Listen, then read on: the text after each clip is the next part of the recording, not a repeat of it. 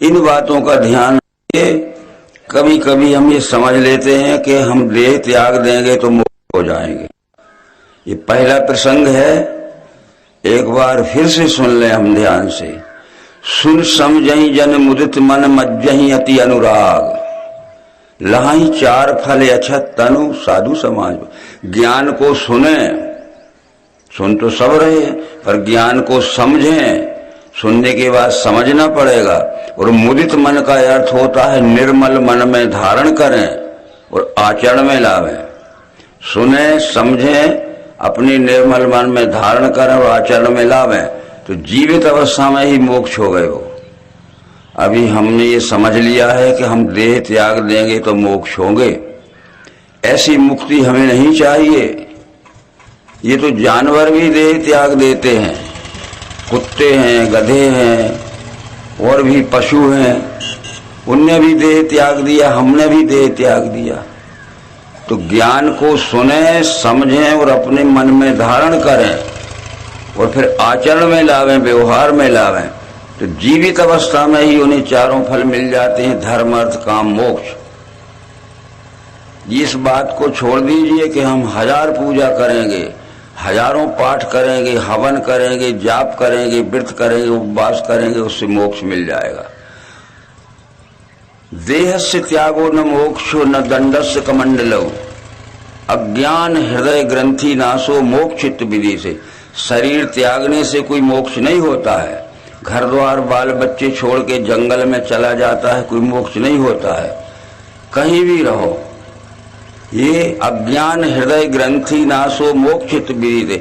हमारे अंतःकरण में जो अज्ञान का भ्रम भरा हुआ है, अज्ञान का भ्रम निकल जाना ही मोक्ष है। फिर दूसरी बात ये समझेंगे हम कि हमने पूजा की, पाठ की, हवन किया, जाप किया, सब किया और हमने देह त्याग दिया, हम मोक्ष हो गए। तो हम मोक्ष में तो पहुंच गए, पर हमारे परिवार के लोग दिन रात भूखे प्यासे सिर पटक के रो रहे हैं, तो वहां से खबर तो भेजो कि हम तो मोक्ष में बैठे, तुम क्यों सिर पटक रहे हो? कैसा मोक्ष है तुम्हारा? ये नहीं लिखा है उसमें, न रामायण में लिखा, न भागवत में लिखा, न गीता में लिखा। देहस्य त्यागो न मोक्षो, शरीर त्यागने से कोई मोक्ष नहीं हो। न दंडस्य कमंडलो, दंड कमंडल लेके सिर घुटा के जंगल में चला गया, कोई मोक्ष नहीं। अज्ञान हृदय ग्रंथि नाशो, हमारे अंतःकरण में जो जीव और ब्रह्म के प्रति अज्ञान का भ्रम भरा हुआ है, भ्रम की निवारण होना ही मोक्ष है। भगवत गीता के प्रबोधक श्री कृष्ण जी कहते हैं, जब अर्जुन ने खूब प्रश्न किए, श्री कृष्ण ने सब प्रश्नों के समाधान पूर्वक उत्तर दिए। फिर आखिर में श्री कृष्ण जी ने पूछ लिया अर्जुन से कि पार्थ, तुमने सुना है क्या ज्ञानी स्थिर चित्त से? समझ लेना कि मैंने घंटों से जो तुझे समझाया है, तो हे अर्जुन, पार्थ तूने सुना है क्या ज्ञानी स्थिर चित्त से? तेरा चित्त स्थिर करके मैंने सुनाया हुआ, समझाया हुआ सुना है कि नहीं? अर्जुन ने कहा कि मैंने स्थिर और एकाग्र चित्त से आपके ज्ञान को पूरा सुना है। धनंजय, मिटा तेरा मोह अज्ञान वह नहीं, तो तूने सुना है स्थिर चित्त से और समझा है, तो तेरा भ्रम और अज्ञान और मोह मिटा के नहीं। अर्जुन ने कह दिया, गया मोह मिला धर्म, कृपा से आपकी मुझे, भ्रम पूर्ण गया मेरा करूंगा आपका। वो जीते अवस्था में कह दिया, गया मोह मिला धर्म, कृपा से आपके मुझे, और भ्रम पूर्ण गया मेरा करूंगा आपका कहा। ये बात मत सोच देना कि हम मोक्ष देह त्यागने के बाद तलाशते रहेंगे कहीं, ठीक है? तो देह इस तरह से ज्ञानम संप्राप्ति समय सर्वदा मोक्षेवसा, जिसको ज्ञान की पूरी प्राप्त हो गई, वो जहां बैठा है, चाहे साइकिल का रिक्शा चलाता हो और चाहे राजगद्दी पे बैठा हो और जो बड़ा महात्मा बन गया हो, जिसको ज्ञान की पूरी प्राप्त हो गई, वो जहां भी बैठा है मुक्त हो गया, संशय भ्रम से चला गया। तो इस तरह से सुनो, समझो और अपने मन में धारण करो और व्यवहार में लाना पड़ेगा। व्यवहार में पर उपदेश कुशल बहु तेरे, जे आचरण थे नर न घमेरे। दूसरे को उपदेश देने के लिए तो हजारों लोग मिलेंगे कुशल, पर आचरण करने वाला एक आध मिलेगा। इस तरह से आज के प्रसंग में श्रीमद् भागवत महापुराण के हम चौथे स्कंद के एक प्रसंग है जिसमें 13वां अध्याय है। उसमें लिखा है कि ऋषभदेव नाम के एक बहुत बड़े महात्मा हो गए थे। ऋषभदेव, ठीक है, वो ऋषभदेव को मानते हैं बहुत से लोग। तो उनके शरीर से सुगंध निकलती थी तो 10 योजन तक फैलती थी चारों तरफ इस शरीर से। ऐसा तप हो गया था उनका कि दुर्गंध में रहा ही नहीं शरीर। ऋषभदेव बहुत बड़े महात्मा हो गए। उनके शरीर से जो सुगंध निकलती थी 10 योजन दूर तक फैलती थी। अब 10 योजन को अगर हम कोष बनाएंगे तो 1 योजन का 4 कोष होता है। और 1 योजन के 4 कोष होते, 10 योजन के कितने कोष हुए? मील कितने हुए? 80 मील तक चारों तरफ फैलती थी।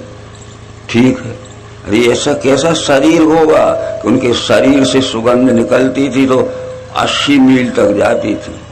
तो इसका एक सूत्र होता है। किसी बात को समझने के लिए ज्ञान से समझना पड़ता है। पुण्यात कर्मणो दूरात गंधो वाति। बस लिख लीजिए आप, पुण्य कर्म की कीर्ति रूपी सुगंध दूर तक फैलती है। पुण्यात कर्मणो दूरात गंधो वाति। जो बड़े पुण्यवान महात्मा रहते हैं तो उनके पुण्य कर्म की कीर्ति रूपी सुगंध फैलती है। इस शरीर तो पुण्य कर्म तो शरीर से होगा कि बिना शरीर के होगा? तो शरीर से होने वाले पुण्य कर्म की कीर्ति ये तो 80 मील है, सैकड़ों कोस तक जा सकती है। जैसे महात्मा गांधी आदि जी थे अपने समय में, देखो पूरा भारत के सिवाय और दूसरे विदेशों में भी उनकी कीर्ति फैली थी। भगवान रामचंद्र जी हो गए तो आज तक उनकी कीर्ति रूपी सुगंध महक रही है, यानी हमें खुशी हो रही है उनके कर्म की, आचरण की। श्री कृष्ण जी हो गए, वो अब है नहीं है, पर आज भी उनके अच्छे कर्मों की कैसी सुगंध फैल रही है। और जिनके शरीर से पुण्य कर्म नहीं होते हैं उनकी दुर्गंध फैलती है। उसी समय रावण हो गया तो बुरे कर्म करता था तो उसके शरीर की दुर्गंध आज भी जलाया जा रहा है। ये ज्ञान होता है देवियों। इसलिए पुण्य कर्म करो तो तुम्हारी कीर्ति दूर तक फैलेगी। पुण्यात कर्मणो दूरात गंधो वाति। पुण्य कर्म की कीर्ति रूपी सुगंध दूर तक फैली। तो पुण्य कर्म तो शरीर से होगा कि बिना शरीर के? तो शरीर से होने वाले पुण्य कर्म की कीर्ति रूपी सुगंध फैलती है, आज भी फैल सकती है। हम लोग अगर थोड़ा पुण्य करेंगे तो 2-4 गांव में हमारी बड़ी तारीफ होगी, और ज्यादा करेंगे तो जिले भर में हो जाएगी, और करेंगे तो भारत देश में हो जाएगी। तो इस तरह पुण्य कर्म के क्या कहते हैं? परोपकार पुण्याय पापाय परपीड़नम। जो हम लोकहित के काम करते हैं, छोटे से छोटे तबके के आदमी को बड़े से बड़े लोगों तक, हम सबको अपने सहयोग से सुखी रखते हैं तो हमारी तारीफ होती है। और हम सबकी लूट खसोट करते हैं तो हमारी क्या होती है? दुर्गंध यानी अपकीर्ति होती है, बुराई होती है। देखो इस बात का ध्यान रखना, कथाएं तो बहुत लंबी चौड़ी होगी। एक ही समय में रावण भी था और श्री रामचंद्र जी भी थे। उसी समय रावण था। रावण भी उत्तम कुल का ब्राह्मण था। उत्तम कुल पुलस्त कर नाती, सेव बिरंच पूजे बहुभांति। ब्राह्मण था और उत्तम कुल का था। और रावण शंकर जी की एक दिन में 3 बार पूजा करता था, सवेरे, दोपहर को, शाम को। और ओम नमो शिवाय, ओम नमो शिवाय, ओम नमो शिवाय 1100 बार इस मंत्र का जाप करता था। और कर्म क्या थे उसके? कर्म क्या थे? देव यक्ष गंधर्व नर किन्नर नाग कुमारी, जीत बरी निज बाहुबल बहु सुंदर बर नारी। शंकर जी की पूजा प्रतिदिन एक दिन में 3 बार करता है। और पूजा करके निकल गया तो जिसकी सुंदर बहन बेटी देखी, छुड़ा लाया। देखते रहे लोग चुप, और बोले तो मार दिया, काट दिया, पकड़ के कैद खाने में डाल दिया। रोजाना यही काम करता है। तो फिर उसकी दुर्गंध अभी तक फैली है कि नहीं? जलाया जाता है। और रामचंद्र जी ने कितना रक्षण किया। रामचंद्र जी ने भी शंकर को पूजा, लिंग था विधिगत पर पूजा, शिव समान मोह प्रिय नहीं मिले। एक ही देवता है शंकर जी। रावण ने भी शंकर जी को पूजा, और राम ने भी शंकर जी को पूजा। तो रावण की कीर्ति फैली है कि उसकी बुराई फैली है? और रामचंद्र जी की कीर्ति आज तक महक रही है कि उसकी दुर्गंध आ रही? इसलिए परमात्मा एक है। इस विश्व रूप परमात्मा के साथ जो छल कपट पाखंड का व्यवहार करेगा, अपने कुटुंब का पालन करेगा, अपने विषय भोगों की पूर्ति करेगा, तो हजारों युगों तक उसकी निंदा होगी, बुराई होगी, अपकीर्ति होगी, और जो सच्चाई के साथ व्यवहार करेगा। तो क्या हम ये बात नहीं समझ पाए कि देवता तो विश्व रूप परमात्मा एक ही है, इसी के साथ तो हमें व्यवहार करना है। और कहाँ आकाश में व्यवहार करने जाओगे, पाताल में? इसके साथ में सच्चाई का व्यवहार करो, और इसके साथ में जो छल कपट पाखंड का, बुराई का व्यवहार करेंगे तो दोनों को अलग अलग फल मिलेगा। अच्छे कर्म का अच्छा फल, बुरे कर्म का बुरा फल। इस तरह से ये भागवत स्कंद के चौथे अध्याय का, चौथे स्कंद का 5वें अध्याय का ये 32-33वां प्रसंग है कि ऋषभ देव एक बहुत बड़े महात्मा थे। 10 योजन तक उनकी सुगंध महकती थी, 80 मील तक। ठीक है, तो सुगंध क्या? अच्छे कर्म करते थे तो कीर्ति रूपी सुगंध महक रही थी, बहुत तारीफ होती थी, जय जयकार हो रही थी। इस तरह से ध्यान रखिए, ये कथाओं का ऐसा नहीं कि शरीर महकता था। तो इस किताब में लिखा है भागवत में उनका शरीर महकता था। तो सूत्र क्या कहता है, समझ गए? पुण्यात कर्मणो दूरात गंधो वाती। पुण्य कर्म की कीर्ति रूपी सुगंध फैलती। तो पुण्य कर्म तो शरीर से होगा कि बिना शरीर के? हम अपने शरीर से पुण्य कर्म करें, जनहित के कर्म करें, तो हमारी कीर्ति रूपी सुगंध भी फैले। हम अपने शरीर से लूट खसोट के, छल कपट पाखंड के, व्यभिचार के कर्म करें तो हमारी क्या है? अपकीर्ति रूपी दुर्गंध फैलेगी, बदनाम होगा। इन सब बातों का विचार करते रहिए। फिर भागवत पुराण के चौथे स्कंद के पहले अध्याय के ये 2 श्लोक से लेकर ये कथा लंबी चली है। जो सवेरे हमने कहा था कि स्वयंभू मनु के 2 पुत्र थे, उत्तानपाद और प्रियव्रत। तो ये राज जो रामायण में वर्णन आता है, रामायण में भी आता है वर्णन। आपने रामायण पढ़ा होगा और भागवत भी पढ़ लेना। स्वयंभू मनु और शतरूपा, जिनसे भय नर सृष्टि अनूपा, तेहि मनु राज कीन बहुकाला, बहुबिल प्रभु आयुष प्रतिपाला। यानी उनने बहुत लंबे समय तक इस पृथ्वी का राज किया। बहुविधि प्रभु आयुष प्रतिपाला, ईश्वर की आज्ञा के अनुसार अपनी प्रजा को खूब सुख दिया, खूब सुख दिया, जैसे पुत्रों को सुख देते। पर एक दिन महाराज मनु बैठे थे और वो मन में बैठे बैठे सोचते रहे थे कि होए न विषय विराग, भवन बसत चौथपन, हृदय महादाग, जन्म गयो हरि भक्ति में। बताओ, इतना बड़ा कि मैं जिंदगी भर मैंने ईश्वर की आज्ञा के अनुसार इस प्रजा को सुख पहुंचाया, पर मेरा बुढ़ापा आ गया, मेरी जिंदगी बिना भक्ति के जा रही है। होय न विषय विराग, भवन बसत भव चौथपन, हृदय महादुख लाग, जन्म गयो हरि भक्ति बिन। बताओ, बुढ़ापे में मेरी जिंदगी बिना भक्ति के। वो भक्ति तो कर ही रहे थे, पर उनके मन में ये आया कि जिसकी मैं भक्ति कर रहा हूं वो ये मालूम नहीं है कहाँ रहता है। आप लोग बताइए देवी भाइयों कि जिसकी आप भक्ति कर रहे वो कहाँ रहता है, हमें बता दो। तो ये मनु का होय न विषय विराग, भवन बसत बहु चौथपन, बुढ़ापा आ गया मेरा, हृदय महादुख लाग, उनके हृदय में बड़ा दुख हुआ कि जन्म गयो हरि भक्ति, मेरी जिंदगी बिना भक्ति के चली गई। लो वरवश राज सुतहि नृप दीना, नारी समेत गवन बन कीना।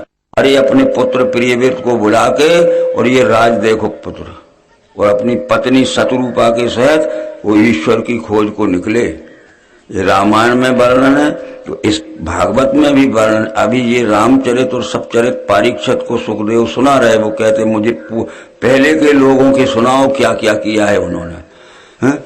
तो उनने सुना था कि नैमिषारण्य में बड़े बड़े महात्मा रहते हैं, बड़े बड़े विद्वान रहते हैं, वहां वो मुझे परमात्मा दर्शन करा देंगे। नैमिषारण्य तीर्थ विख्याता, सकल सिद्ध सेवक को दाता।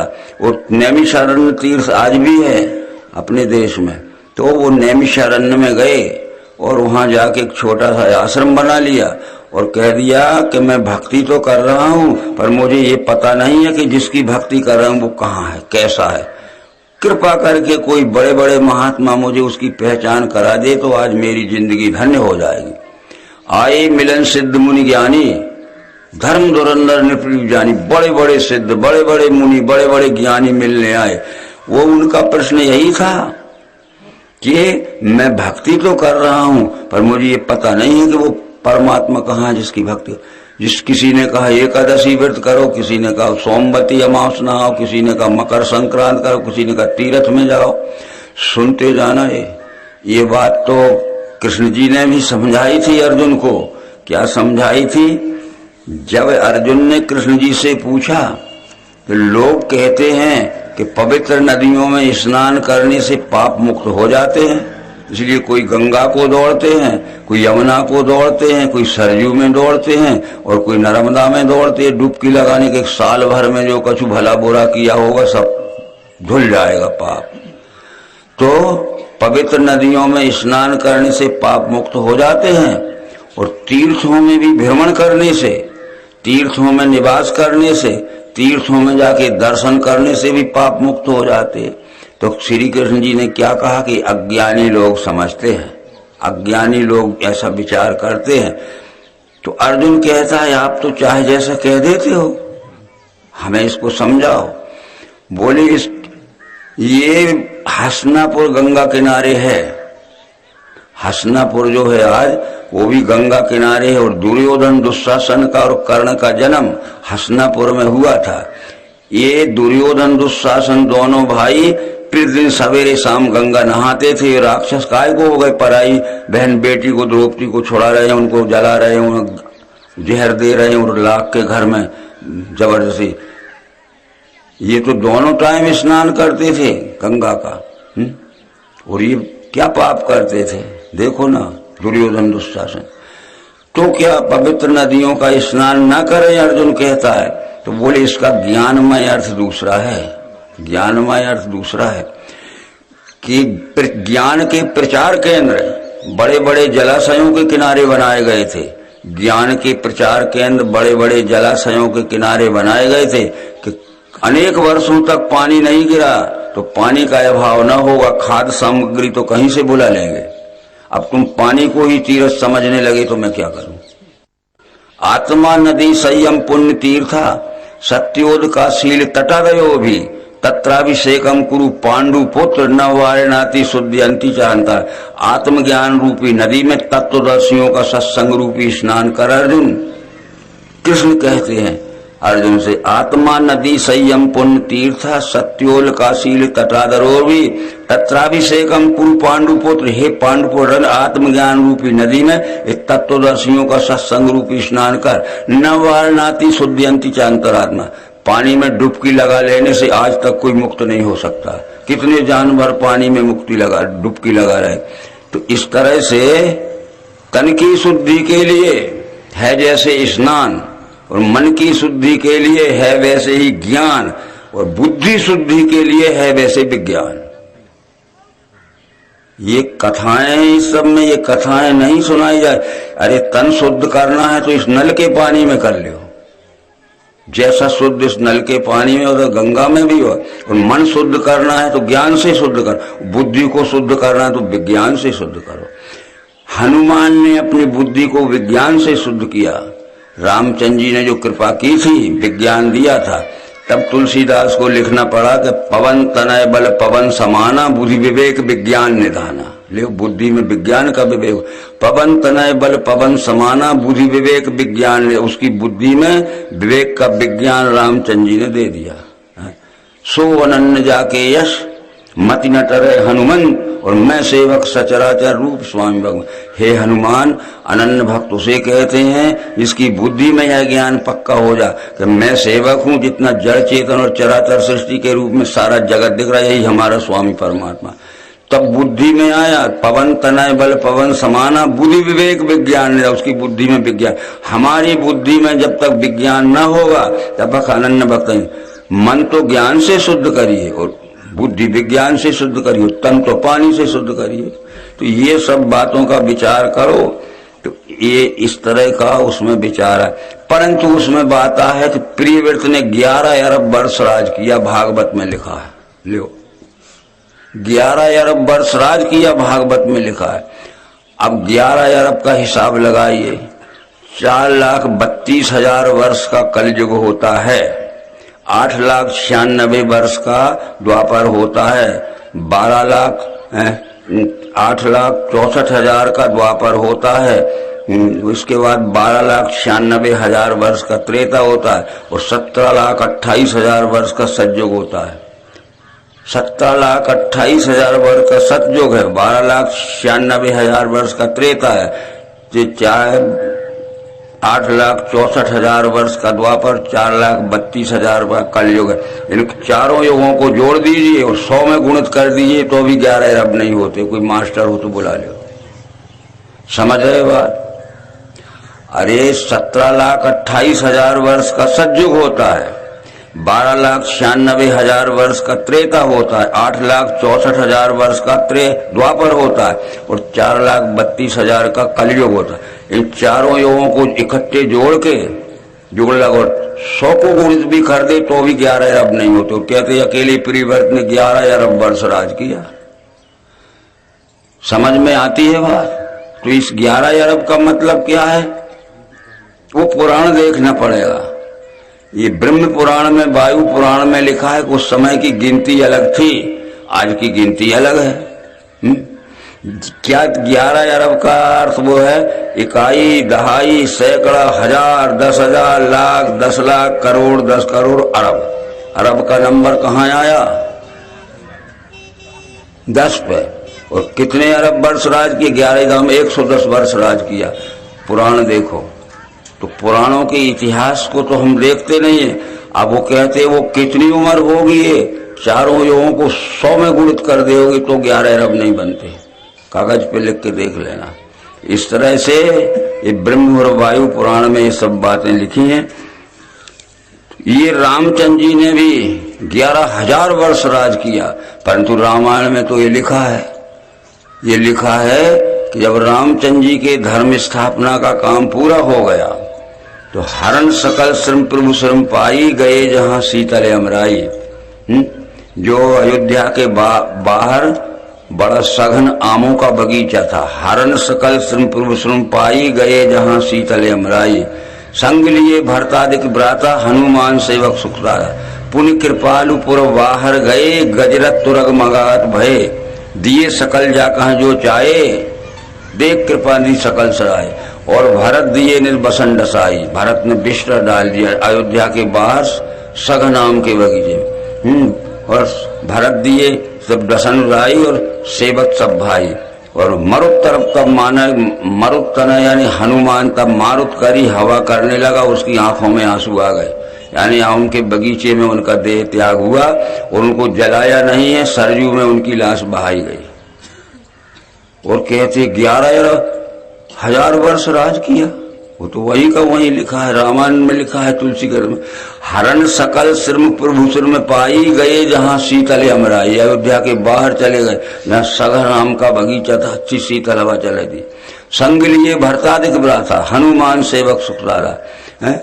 पुण्य कृपालुपुर बाहर गए, गजरथ तुरग मगावत भय। हाथी घोड़े और ये दान पुण्य का सामान बुलाया। और दिए सकल जाकर जो चाहे, जिसको जो चाहा सब कुछ दिया। और भरत दिए निज बसन डसाई। भरत ने बिस्तर लगा दिया और हनुमान हवा करने लगा। और मरुत तने तब मारुत करी, विपुल ने लोचन। हनुमान की आंखों से आंसू आ गए, यानी उनका देह त्याग हो गया और उनकी लाश को सरयू में प्रवाहित कर दिया गया। ये तो रखी है रामायण। अब रामायण को तो हम जन्म से पढ़ रहे हैं। वो कहते 11,000 वर्ष राज किया।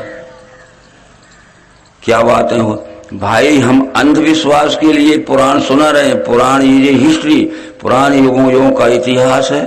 तो 11,000 वर्ष राज किया।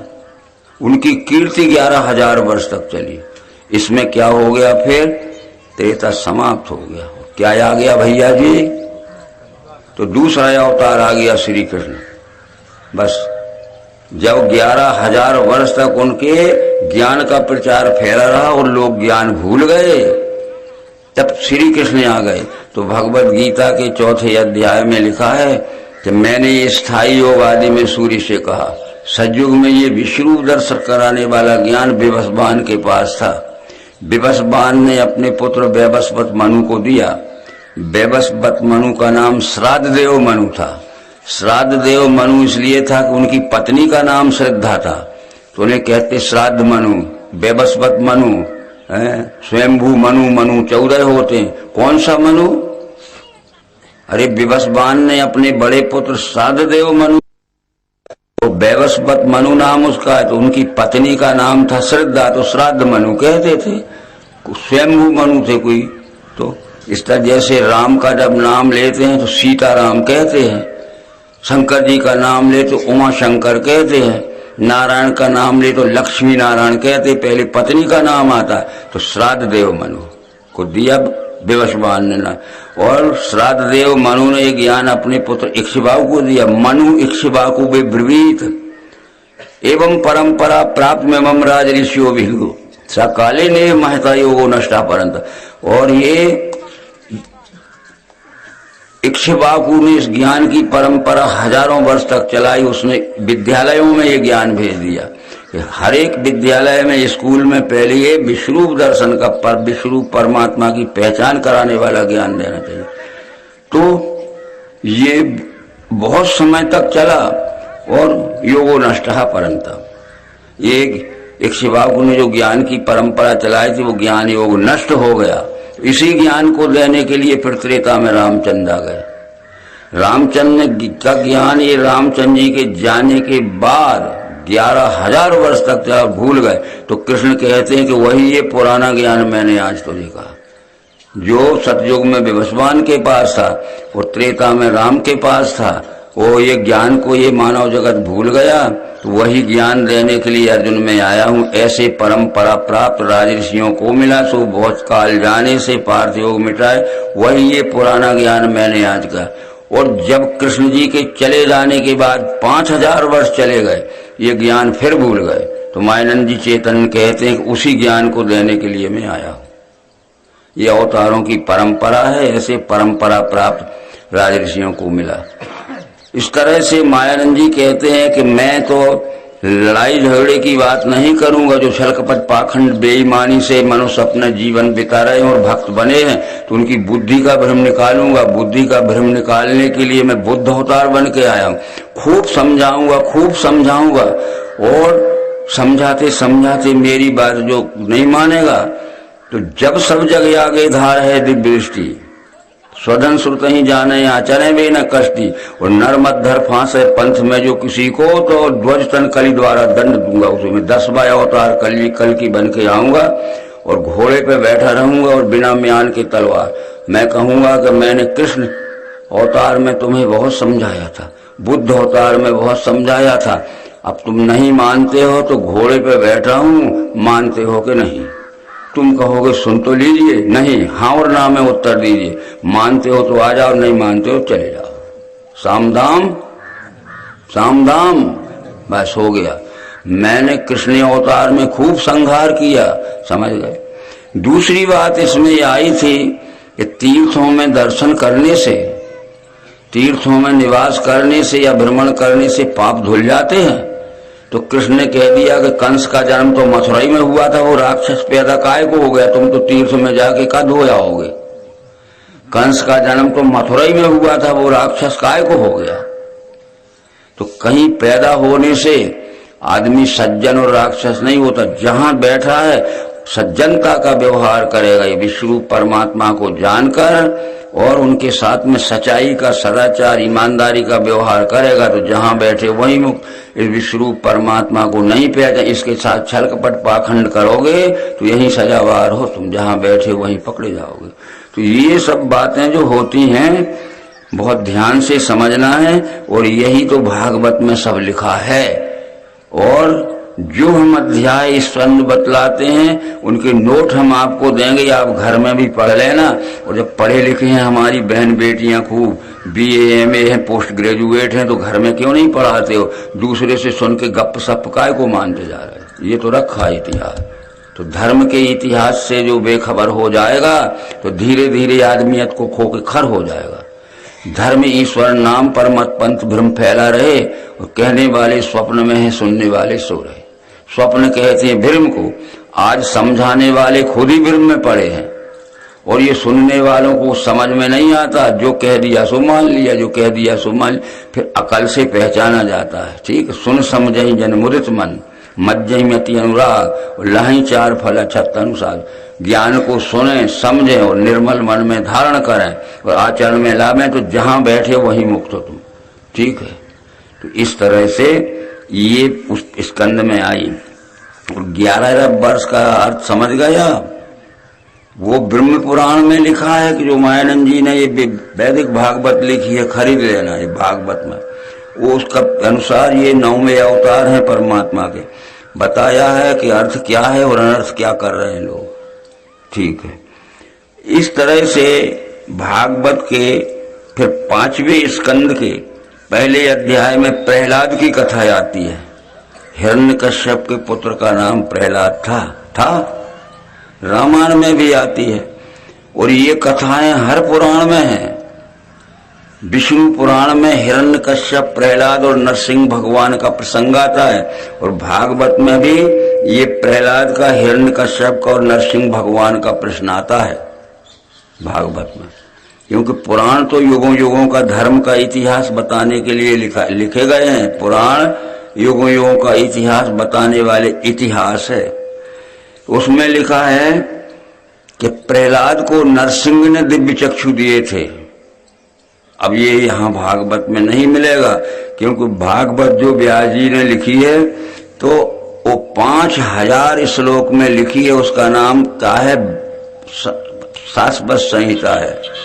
अनर्थोप समम साक्षात भक्ति योग मधोक्षजे लोकस्या जानताम विद्वान चक्रे शाश्वत संहिताम।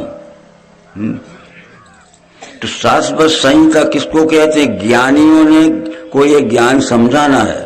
सन्यासियों का ग्रंथ है शाश्वत संहिता, यानी सन्यासियों का ग्रंथ है, अर्थ में लिखा होगा। तो ये अब सन्यासियों का ग्रंथ कैसा है? त्रैविद्याम परे नास्ति सन्यास परमम तपः।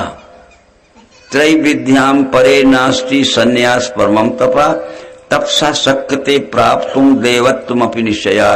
ऋग्वेद, अजुर्वेद और सामवेद में लिखा है इस मनुष्य जीवन की, ज्ञान की, तप की और योग सिद्धि की सबसे ऊंची अवस्था सन्यास है।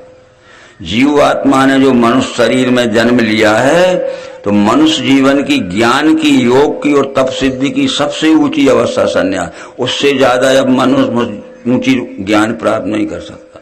तो सन्यासियों का ग्रंथ है। तो उसमें ये भी लिखा है कि कर्म त्यागान सन्यासो न प्रेसोच्चारणे नितु संधो जीवात्मनो रेक्यम सन्यासा प्रकीर्ता। घर द्वार बाल बच्चे छोड़ने से, काम धंधा नौकरी चाकरी खेती बाड़ी छोड़ने से कोई सन्यासी नहीं हो सकता। इनमें रहने से भी कोई सन्यासी नहीं हो सकता। संधो जीवात्मनो रेक्यम सन्यासा प्रकीर्ता।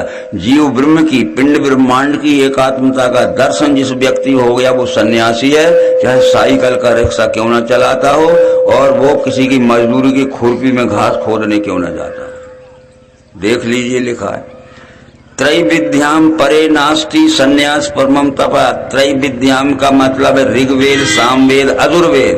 तीनों वेदों में लिखा है कि मनुष्य जीवन की, ज्ञान की, तप की और योग सिद्धि की सबसे ऊंची अवस्था सन्यास। इससे ज्यादा और बड़ा ज्ञानी कोई नहीं हो सकता। तो सब सन्यासी बनने फिरते हैं। फिर ठीक है, पर यह भी तो लिखा है कि कर्म त्यागान सन्यासो न प्रेसोच्चारणे तू। घर द्वार बाल बच्चे छोड़ने से, काम धंधा नौकरी छोड़ने से कोई सन्यासी नहीं हो सकता। इसमें रहने से भी कोई सन्यासी नहीं हो सकता। संधो जीवात्मनोरेक्यम सन्यासा प्रकीर्ता। जीव ब्रह्म की, पिंड ब्रह्मांड की एकात्मता का दर्शन ज्ञान जिसको हो गया वो सन्यासी है।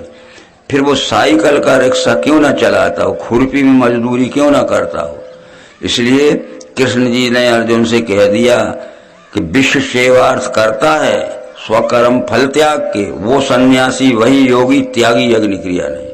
ये विश्व रूप को पहचान कर और विश्व रूप की सेवा स्वकर्म स्वार्थ छोड़ के जो करता वह सन्यासी है, वही योगी है। घर द्वार बाल बच्चे छोड़ देने वाला, सिर घुटाने वाला ना कोई सन्यासी ना योगी।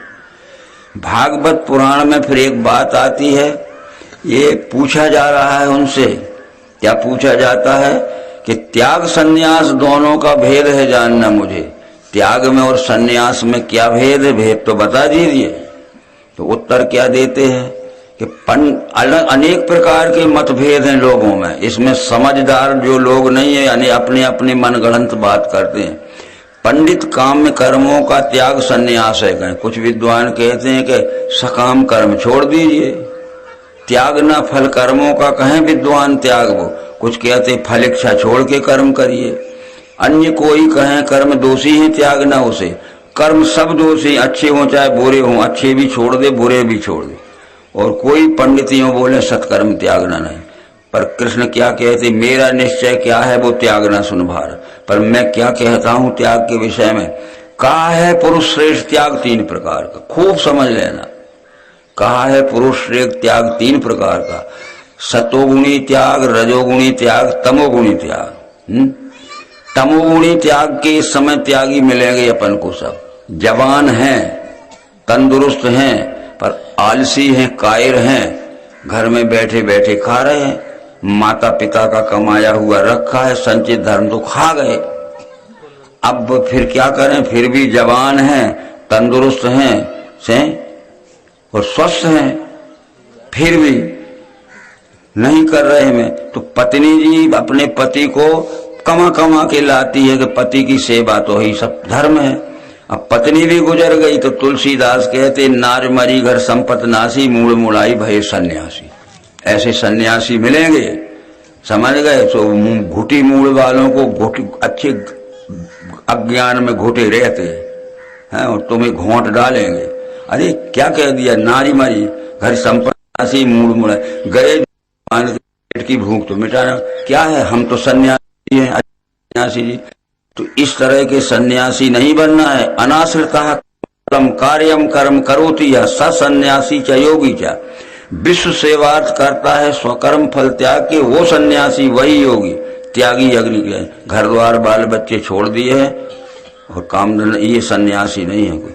तो सन्यासी सहयोगी होता है, जो हमें वैभव मिला है, ज्ञान का मिला है, धन का मिला है, तो हम अपने ज्ञान से आपका सहयोग करें। हमारे पास धन मिला है, धन से हम दीन दुखियों का सहयोग करें, वो सन्यासी है। ठीक है, सारी बातों को समझिए। तो ये कलयुग में उल्टा अर्थ होगा हर बात का। ये कृष्ण जी ने अर्जुन को समझा दिया। क्या समझा दिया कि गुणों से 3 हैं, वेद बुद्धि के और धैर्य के। हमारी बुद्धि गुणानुसार 3 प्रकार की होती, सत्वगुणी बुद्धि, रजोगुणी बुद्धि, तमोगुणी बुद्धि। गुणों से 3 हैं, भेद बुद्धि की और धैर्य के। सुनवे में बताता हूं भिन्न भिन्न धनंजय। प्रवृत्ति को निर्वृत्ति को, कार्य और अकार्य क्या, बंध और मोक्ष को जाने, बुद्धि उपारता सात्विकी। कौन सा काम करने लायक है जिसमें मेरे सहज सबको सुख होगा, और कौन सा कर्म त्यागने लायक है कि मुझे ही सुख हो और सबको दुख हो। ऐसा कर्म छोड़ दीजिए। अकेले मुझे सुख हो और मेरे परिवार को सुख, बाकी सब लोग दुखी रहे, उनका शोषण कर। तो ये प्रवृत्ति को निर्वृत्ति को, कौन से कर्म में प्रवृत्त होना चाहिए कि मेरे सहज सब सुखी रहें, और कौन सा कर्म छोड़ना चाहिए कि मैं तो सुखी हूं पर सब दुखी हैं। तो सहयोगी होता है सन्यासी, आप अपने दूसरों को सहयोग करता है। तो इस तरह से ये सब बातें होती। परंतु अब सन्यास के विषय में जो बात आती है इसमें कि ये प्रहलाद की कथा में हम आ रहे थे, इतना अपन ने शाखा इसमें ले ली। तो प्रहलाद की कथा में ये लिखा है कि प्रहलाद का और हिरण्यकश्यप का इसी बात का झगड़ा था। उसका पिता हिरण्यकश्यप कह रहा था कि मुझे ईश्वर कहो तो सारा राज दे दूंगा, सूरज उगता है और डूबता है जहां तक मेरा राज, तू मुझे ईश्वर कहे तो सारा राज दे दूंगा। और मुझे ईश्वर नहीं किया तो जान से मार दूंगा। जब प्रहलाद को पक्का निश्चय हो गया कि विश्वरूप ही ईश्वर है, तो प्रहलाद ने कह दिया कि पिताजी, एक व्यक्ति ईश्वर नहीं हो सकता, ये विश्व ही ईश्वर है। तो दृढ़ निश्चय हो गया। तो कितना ही बड़ा लोभ मिले, हम अपने सिद्धांत को न छोड़े, और कितना ही बड़ा भय मिले, अपने सिद्धांत को न छोड़े। तो प्रहलाद के सामने लोभ क्या था कि मुझे ईश्वर कहे तो सारा राज दे देगा। कितना बड़ा लोभ है, समझ रहे हो? और मुझे ईश्वर नहीं किया तो जान से मार दूंगा। तो प्रहलाद ने बार बार कहा कि न शब्द गोचरम यश योगी देयम परम पदम यतो यच्च स्वयं विश्वम स विष्णु परमेश्वर। अरे पिताजी, शब्दों में कहने से दर्शन नहीं होता है, प्रत्यक्ष देखने दिखाने पर दर्शन होता है। न शब्द गोचरम यश योगी देयम परम पदम, जिस परम पद विश्व रूप को पहचानने का ये शुद्ध हृदय वाले योगी प्रयत्न करते हैं। यतो यच्च स्वयं विश्वम, जो स्वयंभू विश्व रूप देखा, ये विश्व ही परमेश्वर। तो ये विश्व ही परमेश्वर, ये प्रहलाद को ज्ञान किसने दिया था? मत्स्य पुराण में लिखा है, कूर्म पुराण में लिखा है, और विष्णु पुराण में लिखा है कि हिरण्यकश्यप पुत्र प्रहलाद नाम पुण्यवान दिव्येन चक्षुषा सिंगम पश्यत देव भागतम। हिरण्यकश्यप पुत्र प्रहलाद नाम पुण्यवान, हिरण्यकश्यप का पुत्र प्रहलाद जो पुण्यवान था, दिव्येन चक्षुषा सिंगम, दिव्य चक्षु देख के नरसिंह ने ये विश्वरूप दर्शन कराया। तब वो कह रहा था कि न शब्द गोचरम, ये शब्दों में कहने से दर्शन नहीं होता है। योगी ध्येयम परम पदम, जिस परम पद विश्वरूप परमात्मा को प्राप्त करने का शुद्ध हृदय वाले योगी प्रयत्न करते, ये तो यच्च स्वयं विश्वम, ये विश्व ही परमात्मा। ये ज्ञान प्रहलाद को किसने दिया था? हिरण्यकश्यप पुत्र प्रहलाद नाम पुण्यवान दिव्येन चक्षुषा सिंगम, दिव्य चक्षु दे के नरसिंह ने ज्ञान कराया था। अब नरसिंह का हमने फोटो तो बना दिया, आधा धड़ शरीर का है, आधा आदमी का है। ये बात नहीं थी मित्र। मनुष्य दो प्रकार के रहते हैं, एक आसुरी संपत्ति के रहते हैं, वो कायर रहते हैं, और एक देवी संपत्ति के रहते, वो दिलेर दमंग रहते हैं। तो जो आसुरी संपत्ति के लोग हैं वो खाने पीने के लिए आगे बैठे हैं, धर्म रक्षण के लिए पीछे लुके हैं घर में। और जो देवी संपत्ति वाले के रहते हैं वे दिलेर दमंग बहादुर सूर्योदय, वो धर्म रक्षण के लिए मरने को भी नहीं डरते हैं। खाने पीने की बात बाद में देखी जाए। ये जंगल में सियार होते हैं, खाने पीने के लिए रात को घुस जाते हैं गांव में, और ककड़ी भुट्टे खीरे खा जाते हैं और दिन में छुपे रहते। तो ये सिंह का अर्थ ही नहीं लिखा है नरसिंह का कि आधा धड़ आदमी का था, आधा शेर का था। ठीक है, अब विचार करिए, जब विश्वामित्र जी जब राक्षस अत्याचार कर रहे थे तो महाराज दशरथ के पास राम को मांगने गए। विश्वामित्र गाधी राजा का पुत्र था, वो राज गद्दी पे बैठा था, और ये भी समझ लेना कि वो कुर्मी वंश का ही था, समझ गए? कौशक कुर्मियों को कहते हैं। तो उसमें आज भी वो आप अपने वंश के उसको न भूल जाना, कौशक को। हाँ, कि तुम्हारे पूर्वज कौशक ऐसे थे विश्वामित्र, उसने राज गद्दी छोड़ दी और ऐसे पुरुष की तलाश में था कि राक्षसों को दंडकारण्य से भगाए, क्योंकि इसके पहले राक्षसों ने दंडकारण्य जीत लिया था और 14,000 सैनिकों के साथ खरदूषण चौकी बना के रह रहे थे। इसके बाद भी रावण का आदेश था कि आगे दंडकारण्य जीतो और चौकियां बढ़ाते जाओ। तो मारी सुबाहु ताड़का आदि जीत रहे थे। उसने राजगद्दी छोड़ दी, महाराज दशरथ के पास आया कि मुझे राम लक्ष्मण को दे दो, ये राक्षस तो दंडकारण्य जीत रहे। तो महाराज दशरथ ने कहा कि मैं राम लक्ष्मण को तो नहीं दे सकता, मैं अपनी फौज के साथ चल सकता हूँ, क्योंकि मैं बूढ़ा हो गया हूँ, राक्षसों से युद्ध करते हुए मैं मारा भी जाऊंगा तो उत्तराधिकारी राम बचा रहेगा। भय राम सब भी सब लाए।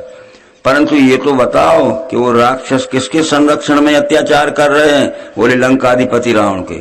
तो क्या कहते हैं दशरथ जी का, न मैं जाऊंगा न राम को देऊंगा, इस समय राक्षसों से युद्ध करना, जीते जी मृत्यु के मुंह में जाना।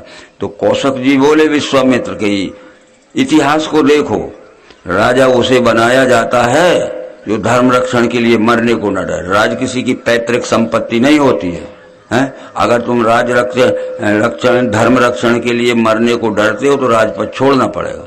क्या राज किसी की पैतृक संपत्ति है? आज डिफेंस मिनिस्टर हो गए, अपना फाइनेंस मिनिस्टर, उसका है क्या हिंदुस्तान? वो रक्षा के लिए सुरक्षा मंत्री बना है? उसका नहीं।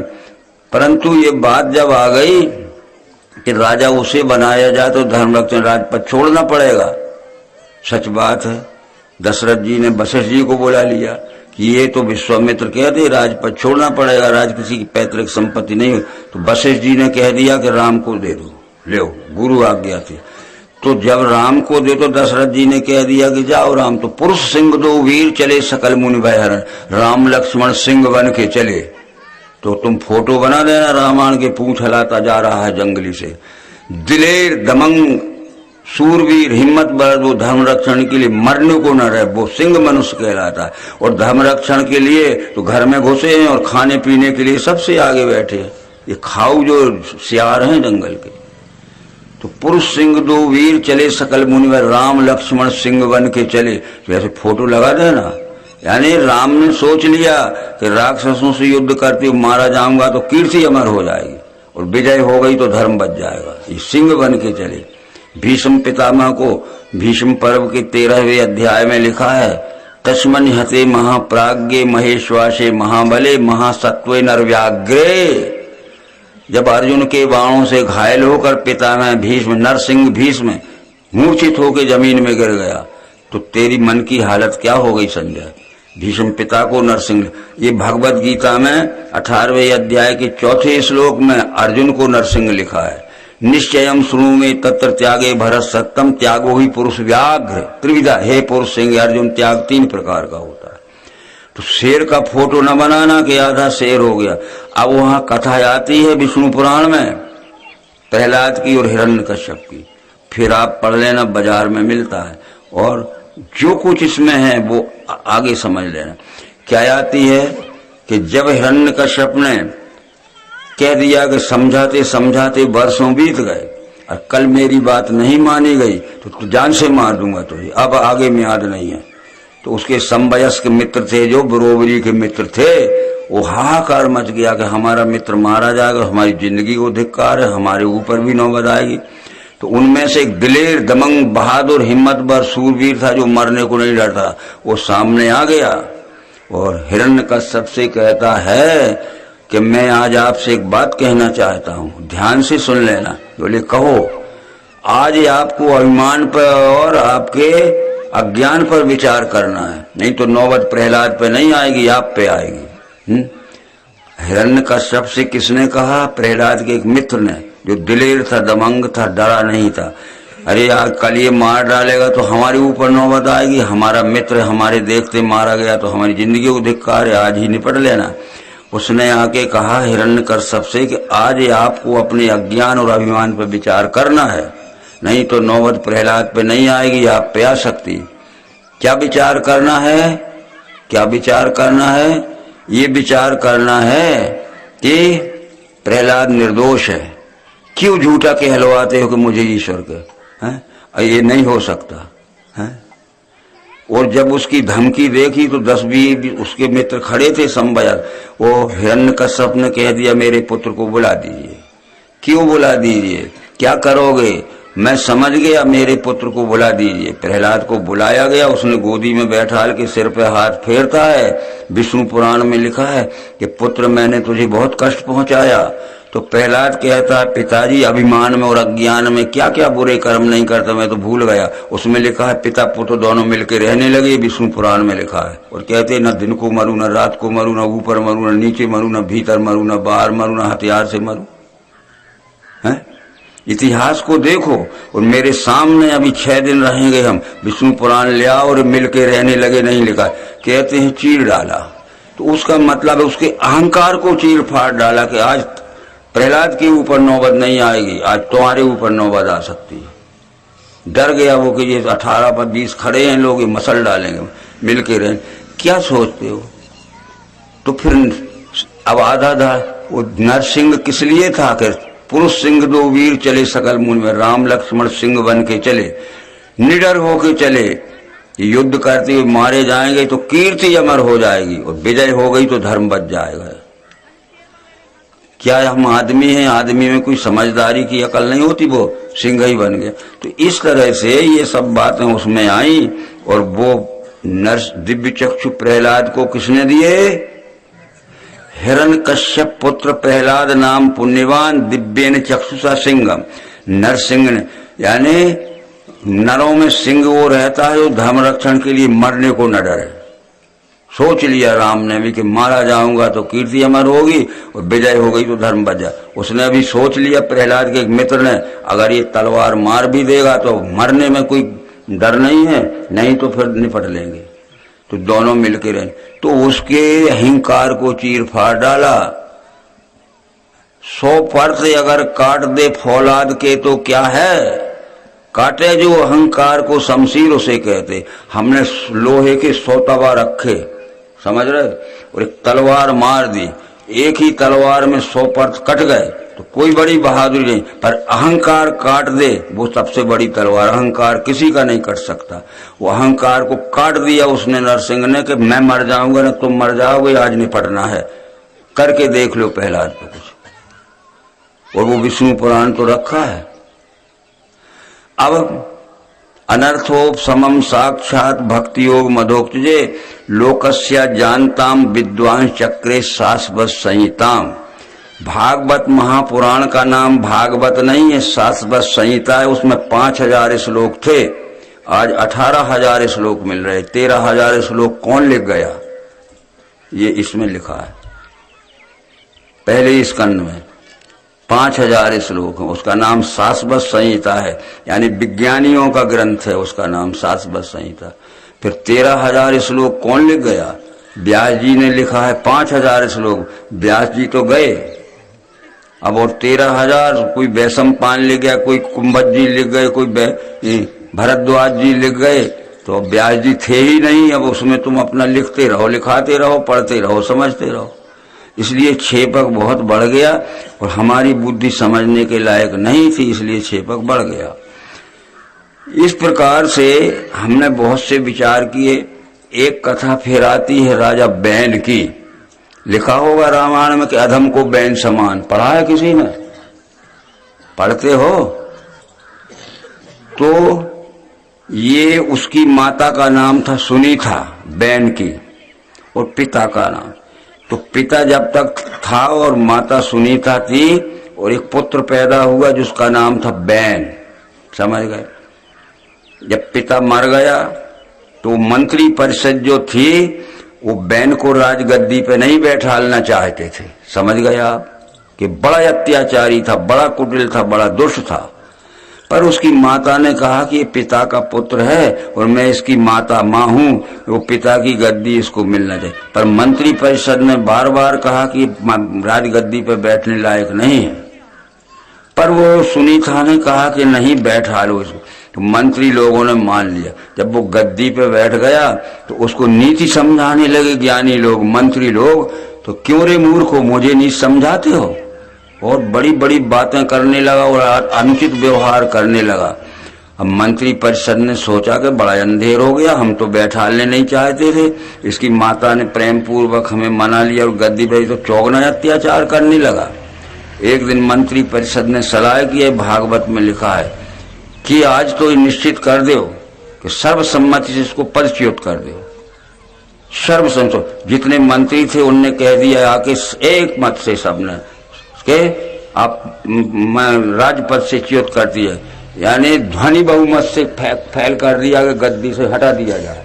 अभी ध्वनिमति से पास होते हैं ना प्रस्ताव, तो सबके सब मंत्रियों ने कह दिया, आज कहते हैं कि गद्दी से उतर जाओ, बस निकाल दिया। अधम को बैन समान, बस हो गया। आज भी जो बड़े बड़े प्रस्ताव होते हैं ध्वनिमति से पास होते हैं, तो एक स्वर से कह दिया मंत्रियों ने कि समझाते समझाते तुमने भीषण अत्याचार नहीं छोड़ा, प्रजा को सब तरह से लूट डाला और सब तरह से बेइज्जती कर दी महिलाओं की, इसलिए भस्म कर दिया ने, ध्वनिमत से कह दिया कि पदच्युत कर दिए गए। ये लिखा है। तो इसमें लिखा है रामायण में कि अधम को बैन समान।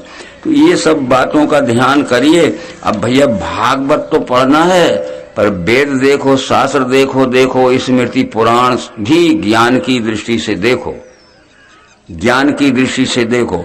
ज्ञान की दृष्टि ये नहीं कहती कि संभव का असंभव हो जाएगा। अब नरसिंह को आपने मान लिया जब उसने नरसिंह दिलेर ने, जो प्रहलाद का मित्र था, वो ये समझ रहा था कि मैं कुछ धमकी से कह रहा हूँ, उत्तेजना से कह रहा हूँ, हिरण्यकश्यप को आज आपके अज्ञान अभिमान पर विचार करना है, नहीं तो नौबत प्रहलाद पे नहीं आएगी, आप पे आ सकती, तो ये गुस्से से मार सकता है। एक खंबे की आड़ में खड़ा हुआ तलवार करेगा तो ऐसे ऐसे हो जाएंगे। तो जब उसने कहा बैठाल दे, गोद में बैठ गए, तो खंबा फाड़ के निकला नरसिंह के, खंबा की आड़ से निकला। आड़ में खड़ा था कि मारेगा तो बच जाऊंगा, तो इन्हें कह दिया फाड़ के निकला। खंबा के भीतर बैठा था नरसिंह, लकड़िया के खंबा के आड़ में खड़ा था। कोई बात आड़ में इसलिए कह रहे थे कि मारेगा तो बचूंगा कुछ ऐसा करके। तो जो तमोगुणी बुद्धि होती वो अर्थ का अनर्थ करती है। कृष्ण जी कहते हैं, जो बुद्धि तम से व्याप्त कहे धर्म अधर्म को, अनर्थ अर्थ में देखे बुद्धि वो पार तामसी। अधर्मम धर्मीति या मन से तमसावृता, सर्वार्थान वृत्तिबीतान, सर्वार्थान विपरीतान, 100 में 100 ही बातों का उल्टा अर्थ करती है वो तमोगुणी बुद्धि। तो उल्टा अर्थ हो गया सब, बस बात तो वही थी। आगे की बात आती है, इसमें फिर एक प्रसंग आता है जो एक ही प्रसंग कहेंगे, क्योंकि हमें 1.5-2 घंटे से ज्यादा बैठालने में आप मजबूर मत करना, समझदारों को इशारा काफी है। और हम तो रात भर बोलते रहेंगे, तुम रात भर सुनते रहोगे।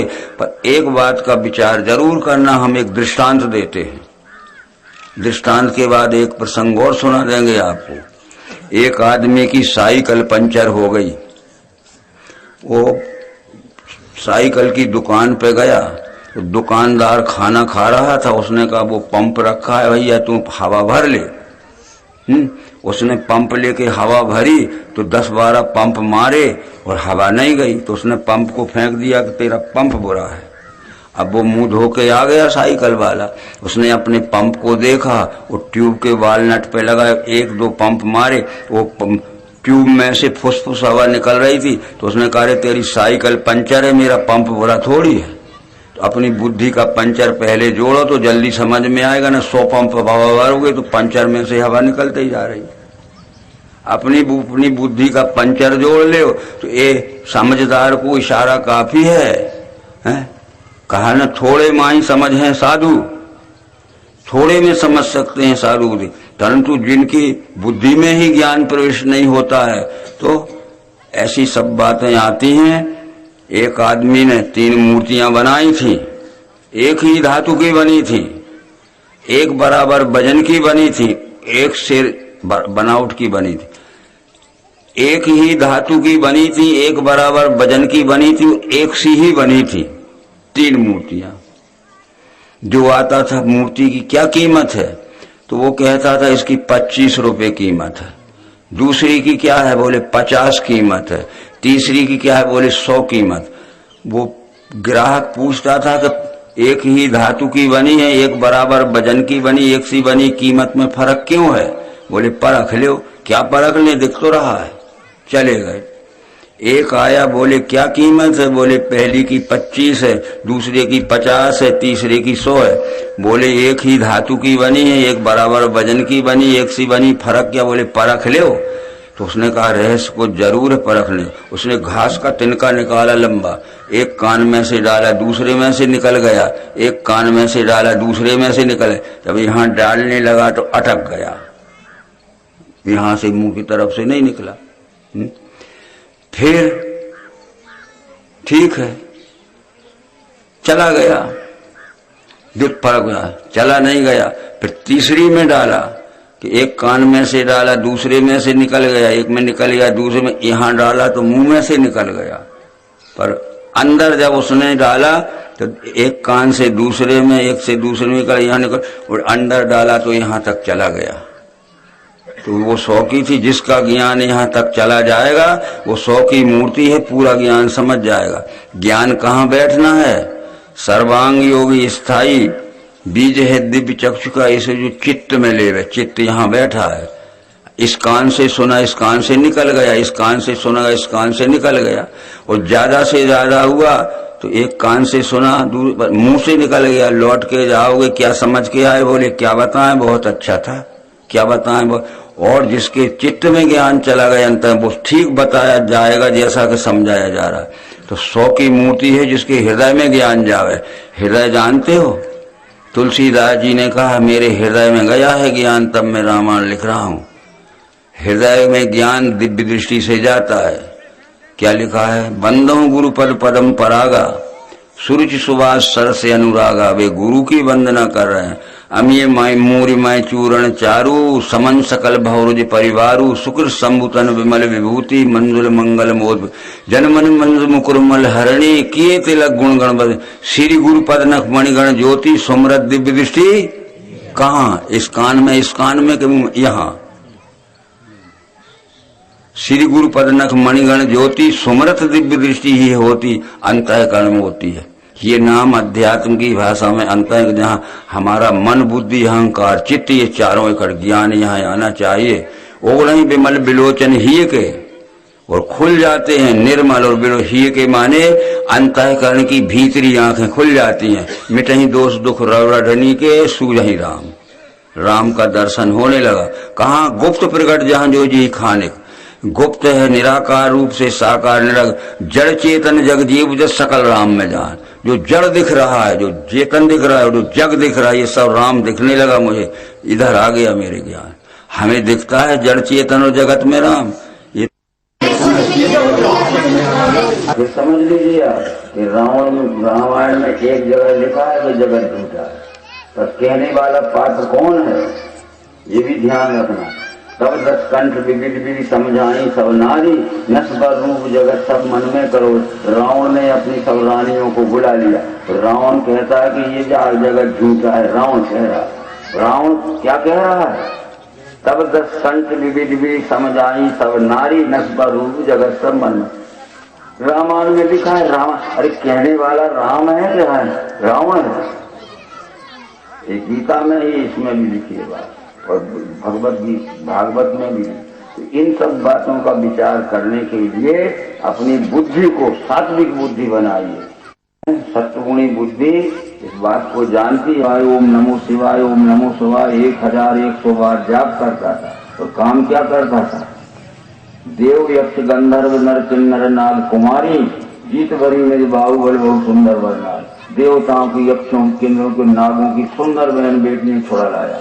तो रोका तो जेल में डाल दिया या मार काट दिया। और ओम नमो शिवाय और शंकर जी की पूजा। तो परिणाम क्या हुआ? ऐसे सब ऐसे ठग लोग भी पुजारी होते हैं।